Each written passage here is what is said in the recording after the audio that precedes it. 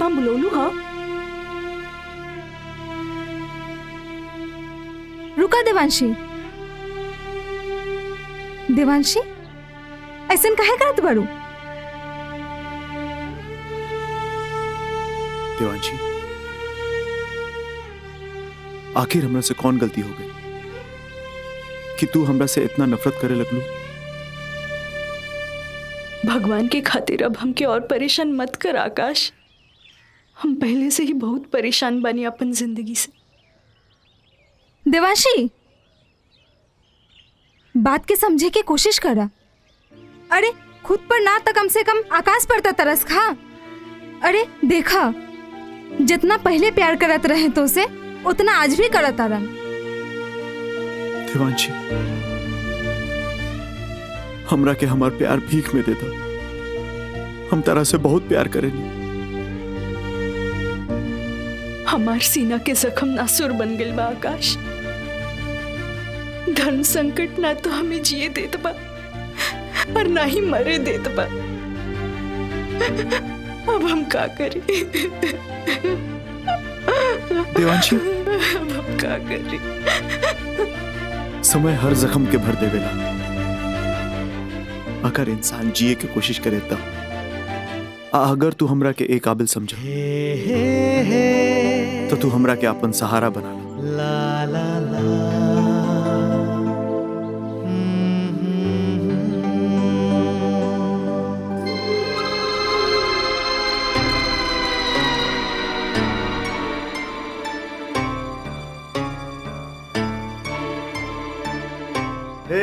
अरे वाह, का बात हो गई, यूं हो गई। कार्य मंगला, कितना कमीना हो गई ले रे तू, कितना कमीना हो गई ले। हम कहले रहे कि तू वहां ना रुकी है, लेकिन तू 3-3 दिन तक रुक गई ले रसलपुर में। काहे कि तुहरा देवांशी और आकाश के बीच में नाजायज संबंध बा।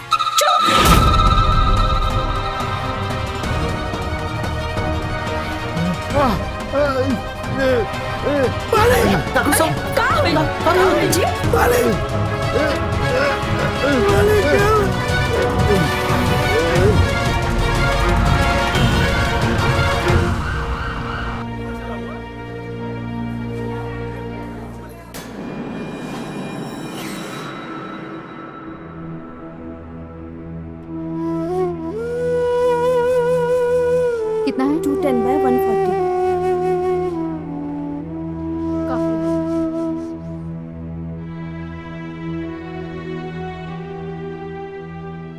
डॉक्टर साहब कैसन बाड़ा? चिंता करने की बात नहीं है, भगवान का लाख लाख शुक्र है ठाकुर साहब बच गए हैं।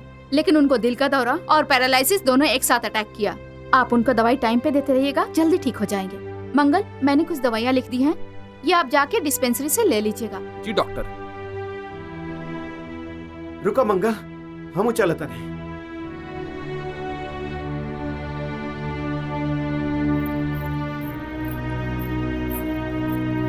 दीदी, जीजा जी के बस चरल घाव पर नून रगड़े खातिर। और तू बता रे कलमुहा, सपोला तो हर देवांशी से का रिश्ता बा? ई का कहता नहीं बड़की माई? उहे जे सब कोई कहता। तू जानता रहे ना कि देवांशी ई हवेली की बहू बाड़ी और तू ओकरा पीछे पड़ल बाड़े। अरे वो विधवा बेचारी के आंख के अभी तक आंसू भी ना सुखल और तू ओकरा इज्जत के पीछे पड़ल बाड़े। अरे ई हवेली के तोहरा ऊपर एहसान बा और तू ई हवेली की इज्जत उछाले पे लागल बाड़े।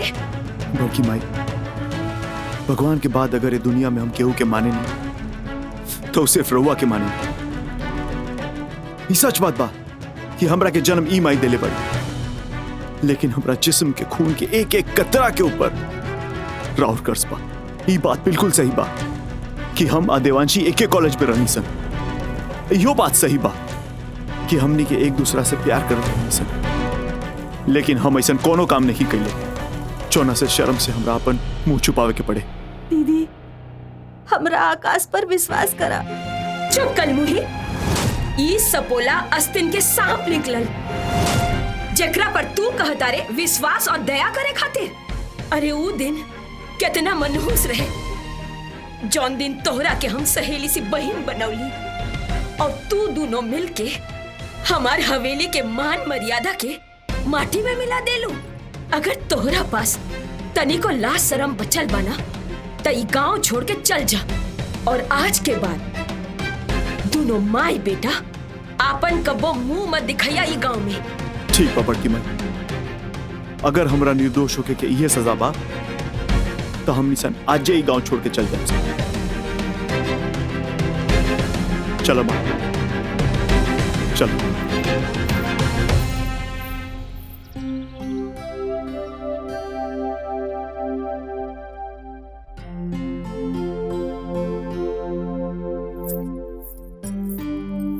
ए दुल्हन तू नैहर से आ गईलू ना, बड़ा नीमन कैलू। जाना तारू हम कितना परेशान रही, संजोग से आज ना नवमी बा, हम जाता नहीं मंदिर और माई से प्रार्थना करब कि हे माई हमार घर में कोनो ग्रहण लग गई, अब कम से कम जे बचल बा ओकरा माई सलामत रखस। ठीक बा, ठीक बा। अपन बाबूजी के ध्यान रखिया जी। ठीक है, आ रहल बानी।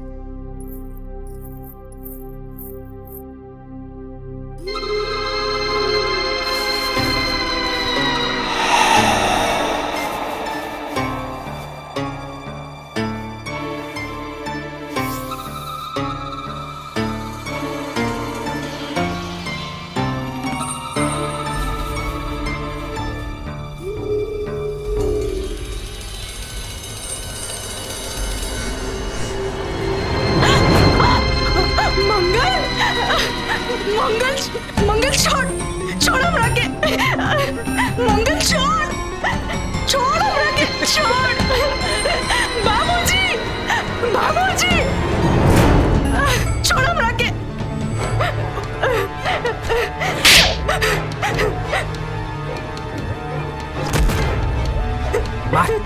मारना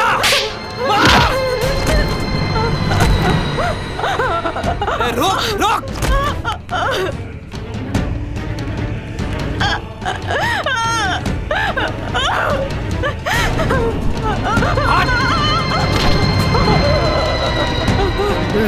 अरे का भाई, अरे भाई जी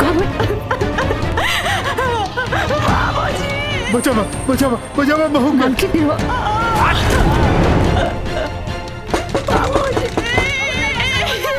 मार मार थप्पड़ मार। ना जिला बाबूजी। बदतमीज कहीं के, कहीं ना कहीं का जकरा हम रक्षक समझ ली वे भक्षक बन गई रे। आस्तीन के सांप कमीना कहीं के, भाग यहाँ से भाग।